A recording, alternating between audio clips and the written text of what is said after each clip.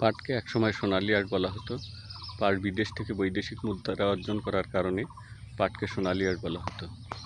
তো এখন পাট আর সোনালী আঁশ নেই বা বৈদেশিক মুদ্রা অর্জন করে না, সেজন্য করে পাটের চাষে মানুষের আগ্রহ কমে গেছে, চাষিদের আগ্রহ কমে গেছে। এখন পাটের যে ব্যবহার, বহুমুখী ব্যবহার, পাট চাষ করার পরে পাটের জমিতে উর্বরা শক্তি বেড়ে যায়। দেখেন পাট কি সুন্দর, এই পাটের ঔষধি গুণ আছে।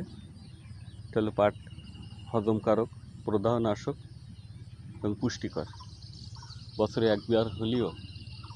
একবার হলেও পাট শাক খাবেন, তাহলে আপনার শরীরের বিভিন্ন ধরনের রোগব্যাধি থেকে মুক্তি পাবেন। যেমন আপনার বৃহদন্ত্রের যে পেটের মধ্যে যে বদ্ধজমি থাকে, এগুলো আপনার বের করে দেবে এবং আপনার হজম শক্তি বেড়ে যাবে, শরীরের প্রদাহ নাশ করবে।